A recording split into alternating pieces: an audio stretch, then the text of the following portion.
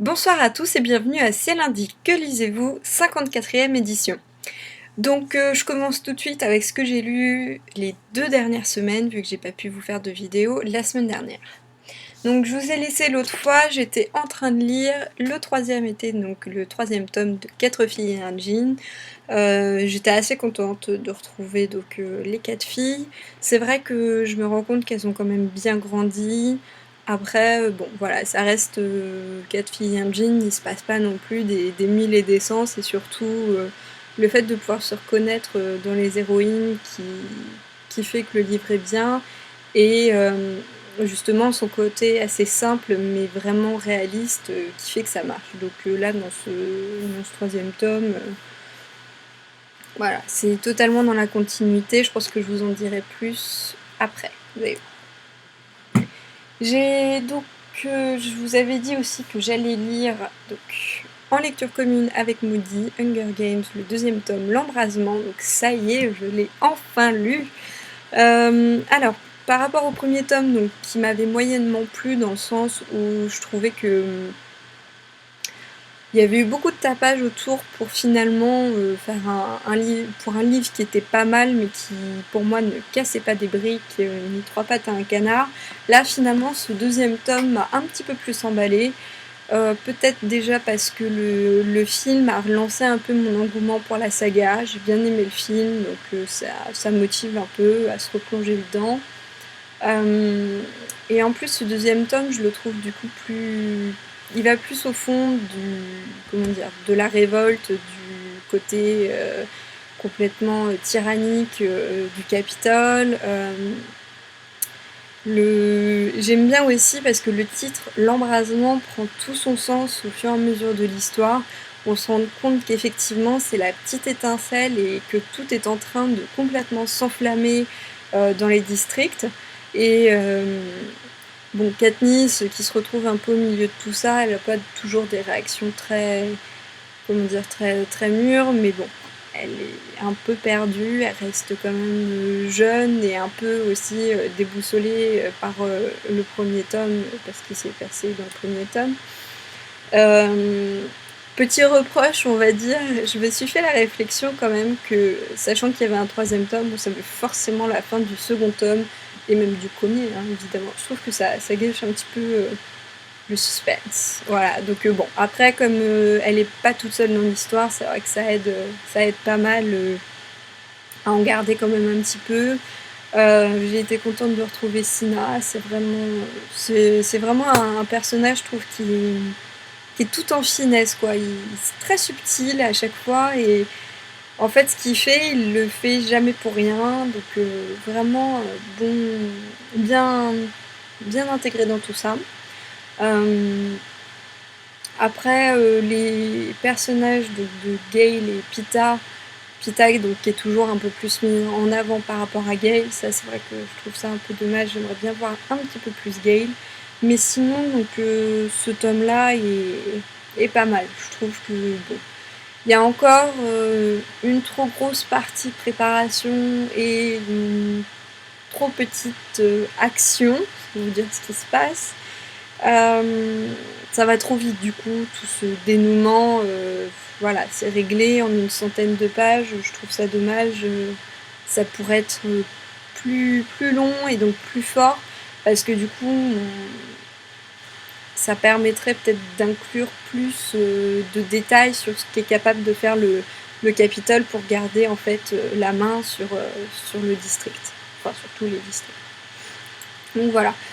Du coup, 3e tome à lire très très prochainement, donc c'est dans mes lectures prochaines. À voir. Enfin, à voir plus tard. Alors, du coup, ensuite, j'ai lu donc le tome 1 de Insaisissable ne me touche pas, donc en épreuve non corrigée. Vous l'aurez vu, le livre a pris un petit peu cher, comme quoi c'est la matière du livre, il fait beaucoup à sa survie. Il a fait un tour dans mon sac une journée, ça a été une vraie catastrophe quand je l'en ai sorti. Mais bon, en soi, le livre en lui-même donc, est pas mal. Alors, je peux pas trop vous en dire plus, en fait. Donc voilà, c'est pas mal. Et donc, je vous disais, le 3e tome de Catchy Engine, que j'allais vous en dire plus après, effectivement, parce que j'ai lu aussi le 4e tome, donc le dernier été, et c'est en lisant vraiment ce 4e tome que je me suis rendu compte à quel point il y avait une grosse différence entre le tome 1 et le dernier tome, et qu'effectivement, les héroïnes avaient bien évolué. À la base, c'était des adolescentes, et finalement, là, ce sont des jeunes adultes. C'est vrai que, par exemple, un thème, même 2 thèmes qui n'auraient jamais été abordés dans le premier tome, c'est l'alcool et le sexe. Et là, ils sont vraiment pas mal abordés, je trouve, dans ce dernier tome. Ils le sont déjà un petit peu dans le 3e, enfin, même dès le premier, hein, mais moins... c'est même plus sous-entendu, voilà. Et là, dans le 3e et le 4e tome, c'est limite une partie intégrante de l'histoire, dans le sens où du coup elles sont confrontées à ça, alors que quand elles étaient plus jeunes, non. On sent qu'elles ont un petit peu mûri aussi, elles sont plus réfléchies dans leurs décisions, elles vont plus les 2 pieds dans le plat, et bon, après elles restent quand même des jeunes filles un peu insouciantes, mais bon, du coup, vraiment un tome qui conclut bien, je trouve, la saga. Voilà, c'est pas mal. Après, c'est un peu triste, je trouve, quand on referme le livre, parce qu'on a l'impression d'avoir perdu un ami dedans. Donc, pour ceux qui l'ont lu, ils comprendront. Et voilà. Mais en tout cas, j'étais tellement à fond dedans, tellement déprimée de devoir refermer ce livre, que tout de suite après, dans la nuit, il devait être 1 ou 2 heures du matin. Oups, pardon. Si je casse tout. Donc, dans la nuit, 1 ou 2 heures du matin, pour reprendre le fil, je finis 4 filles et un jean de 4e tome. Et là, je me dis, c'est juste pas possible, je peux pas m'arrêter là, donc, hop, j'ai attaqué le 5e tome, qui est sorti très très récemment. Donc j'en ai lu qu'une trentaine de pages sur le coup, parce qu'il était un petit peu tard. Et donc en fait ça fait partie de mes lectures en cours. Mais pourquoi? Parce que ça fait quand même quelques jours, que ça doit faire bien une semaine que j'ai fini le 4e tome. Et bien simplement parce que le lendemain, j'étais en train de discuter avec Moody, et elle me dit « mais vas-y, continue-le ». Alors bon, ok, je reprends mon livre. Et là, je continue la lecture, et donc à la page 80, j'ai décidé que j'arrêterais de le lire. Tout simplement parce que j'ai dit non, il est hors de question que je continue à lire ce livre. Je suis complètement choquée du choix de l'auteur. Là, ça me fait rire, mais sur le coup, j'étais complètement atterrée et complètement déprimée de ce que l'auteur nous présente. Voilà. Pour moi, après m'être enchaîné en plus les 4 tomes, je me dis mais c'est juste pas possible de nous coller ça dans les mains. Comment est-ce qu'elle a pu oser? Donc du coup, j'en suis très exactement à la page 88, et j'ai décidé que je ne le lirai pas. Bon, je vais peut-être le reprendre, mais c'est vraiment pas sûr. Franchement, ça me déprime rien qu'à l'idée de le lire. Voilà, donc pour ceux qui l'ont lu, je pense qu'ils comprendront bien mon désarroi total.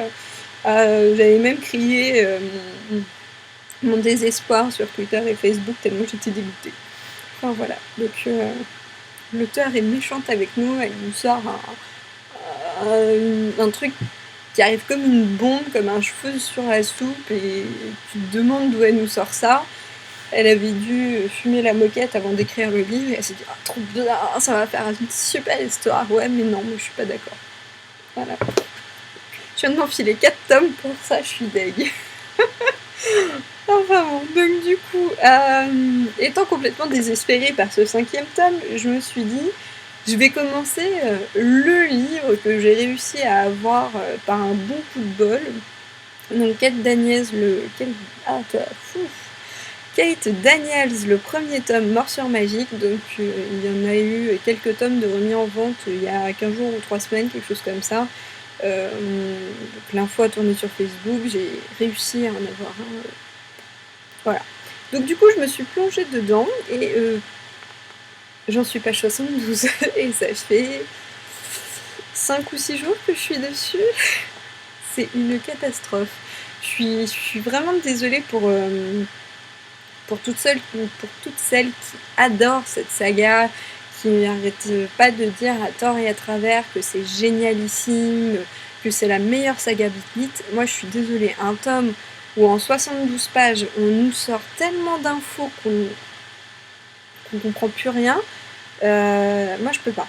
Enfin clairement j'arrive pas à m'intégrer dans l'univers. Effectivement, comme on me l'a dit, je sais plus qui ou quoi, on a l'impression en fait que c'est un tome 2 dont on connaît déjà l'univers. Et là, quand elle me parle de peuple, de période tech, de Slayer, enfin après en plus, elle me sort une vingtaine de noms différents de personnes différentes, donc en 70 pages, je suis déjà paumée. Et en plus, j'ai une mémoire de poisson rouge, donc si ça me marque pas, je ne retiens pas. Et là, clairement, à chaque fois que j'essaie de lire, je lis 5 pages et je m'endors dessus. Donc, après, ce qu'on me dit, c'est que le tome 2 et 3 étaient superbes. Ouais, mais moi, je suis désolée. À partir du moment où un premier tome n'est pas bon, c'est-à-dire qu'il va pas complètement me donner envie de lire la suite, je peux pas me dire, bah, je vais tenter un second tome, je vais tenter un troisième tome, pour voir si finalement c'est bien. Ça m'a fait le coup avec les chroniques de McKenna Lane. Donc j'ai lu le premier tome qui m'a pas emballé. On m'a dit mais si, tu vas voir, le troisième tome est super. Ouais mais non, 500 pages, 600 pages le tome, bah moi je préfère lire autre chose. Pareil pour Anita Blake, on m'a dit mais tu vas voir, le troisième tome il est génial. Ouais mais non, faut que ce soit le premier, faut que ce soit un truc de ouf. Passeuse de vampire, voilà. Le premier tome est juste génial. Alors ok, le 2 et le 3 m'ont pas plu, mais au moins le premier tome m'a donné envie de continuer. Mais là, non, je suis désolée. J'en suis même à me demander en fait si je vais le terminer.